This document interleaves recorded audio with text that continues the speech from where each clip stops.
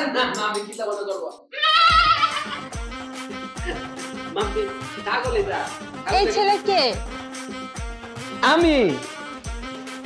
আমি আকমল স্যার মানে আব্বার বড় মেয়ের হাজবেন্ড।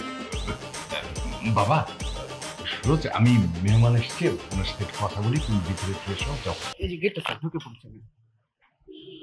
এক্সকিউজ মি, আমাকে ডাকলে? এখানে আমনে আমি আর ছাগল ছাড়া কেউ আছে? ঠিক আছে না বাপ্পা, কি ভদ্রতা শিখেছেন আপনারে? সরি, অবশ্যই কি হলো? আর আপনি কি? দেখে তো দারুণ মনে হচ্ছে, নতুন না?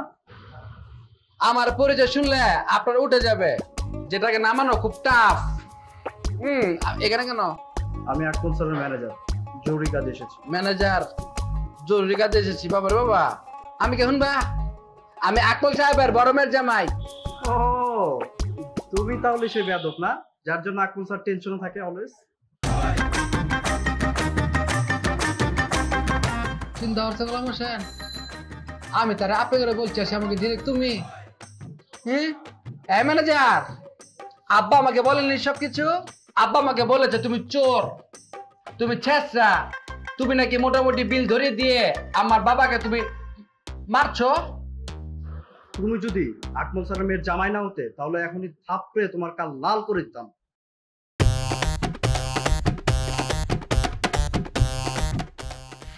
কি বলছো? লাল হরবে? তুমি সুরজ ক্যামেরা লাল হরে দিবে? ম্যানেজার দেখুন ভাই, তুমি যে আমাকে লাল হরবে? কেমন লাল হরবে? কি হলো এটা? আপনি আমাকে মারলেন কেন? আমি স্যারকে জানাবো এটা। স্যারকে কি জানাবে? স্যার তোর বাপ লাগে? স্যার তোর বাপ লাগে? হ্যাঁ এই স্যার তোর বাপ লাগে? তুই কি হয়েছিস তুই? গরম তো হয়েছে না? গরম হয়েছে? এপাশ হয়েছে?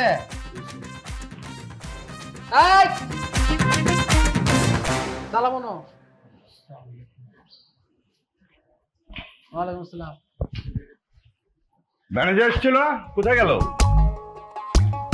না আব্বা, কেউ তো আইছে না। কি বলো আসেনি? আরে ও আমাকে ফোন করে বললো যে গেট দিয়ে ঢুকছে, হাতে ফাইল, গেট তো খোলা, আসে নাই? গেট খোলা?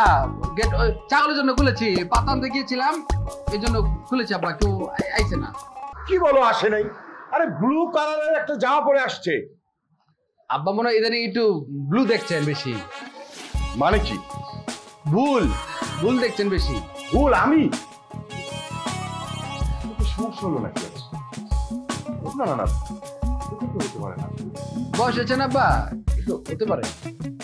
তোমার কাজ তুমি করো।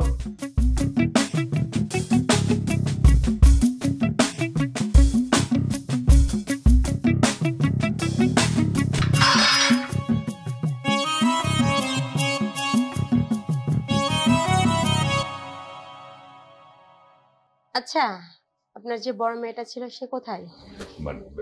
মানে মাই কথা জিজ্ঞেস করছেন? ও আছে, হাজবেন্ডের বাসায় আছে, আসবে। রায় বিয়ের কয়েকদিন আগে হয়তো আসবে। তো আপনাদের বাসার সামনে দিয়ে যাচ্ছিলাম, তা মনে করলাম আমার নিচে একটু দেখে যায়, তাই চলে আসলাম। খুব ভালো করেছে। আসসালামু আলাইকুম। আচ্ছা, এই মেয়ে কে? এবারে কাজের মেয়ে নতুন? আমার এরকম একটা কাজের মেয়ে খুব দরকার ছিল। আচ্ছা ঠিক আছে, আমি ট্রাই করবো। প্লিজ নিন না, রাহিম দেও। বিয়ান সাহেব, এসব কি? আপনাদের বাসায় ছাগল? আপনারা ছাগল পালেন? না মানে হয়েছে কি, রায়ের বিয়ের জন্য এই ছাগলটা কেনা হয়েছে। দারোয়ান কোথায়? হ্যাঁ, দারোয়ানকে বললাম যে নিচে গিয়ে বেঁধে রাখো। দারোয়ান, আপনি ভয় পাবেন না, ও কিছু করবে না, আপনি খান। মামি আপনি কিছু মনে করবেন না, আমি নাস্তাগুলো আবার চেঞ্জ করে এনে দিচ্ছি। আরে না না আমি কি মনে করব মাম্মি ছাগল এটা। এই ছেলে কে? আমি আকমল স্যার মানে আব্বার বড় মেয়ের হাজবেন্ড। বাবা রোজ আমি মেহমান এসছে, ওনার সাথে কথা বলি, তুমি ভিতরে ফ্রেশ হও, যাও। এই ভাই জানা জামাইকে নিয়ে যা। আচ্ছা, আপনারা কি নাটক শুরু করছেন? মেয়ের জামাই আপনারা মেয়েকে কাজের লোক বানাচ্ছেন। আপনাদের ফ্যামিলিতে আসলে সমস্যা আছে। আমি এই ফ্যামিলিতে আমার ভাগ্নিকে বিয়ে করাবো না। না না প্লিজ আমার কথা। এই মহিলার চুল রং করে দেখেই বোঝা গেছে যে মহিলাটা দজ্জাল। আচ্ছা তুমি আমার একটা কথা বলো তো, ক্লিয়ার করে একটা কথা বলো। আমি জানি তুমি যে আমার মান সম্মান নষ্ট করতে আসছো, এটা কিন্তু আমি খুব ভালো মতো বুঝতে পারছি। আর ছোট মেয়ে তার বিয়ে হবে, সেটা কি তুমি দিতে দিবা না নাকি? এক মেয়েকে তুমি অসুখে রেখেছো, তাই বলে কি ছোট মেয়েকেও তুমি অসুখে রাখবে নাকি? বাবা, আমি এত কিছু বুঝি না। আমার যদি রাহেনার সাথে বিয়ে না হয়, আমি কিন্তু সুইসাইড করব। রাহি, কিছু বুঝলা তুমি? এরপরও দাঁড়ায় আছো, কি চাও তুমি? চুপ করো, চুপ করো, আমাকে বলতে দাও। ভাই নিয়ে যাও, যাও না তুমি।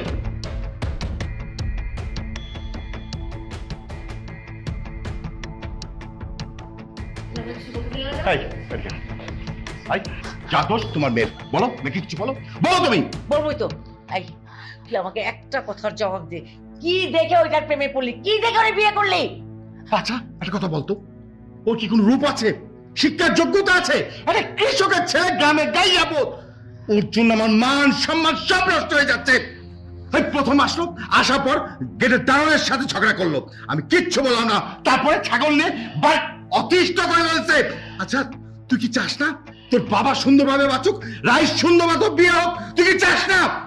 জাস্ট পাগল হয়ে যেতেছে তোর এই জামাইয়ের কারণে, এই জামাইয়ের ছাগলের কারণে। শোন, এরকম জামাইয়ের দরকার নাই, এরকম জামাই নিয়ে থাকা দরকার নাই। কোন কুক্ষণে যে আমি তোরে পেটে ধরছিলাম। শোন, এখন তুই ভালো করে বুঝবি তোর কোনটা করা উচিত, কোনটা করা উচিত না। তোর মতো মেয়ে থাকার চেয়ে না থাকা হাজার গুণে ভালো।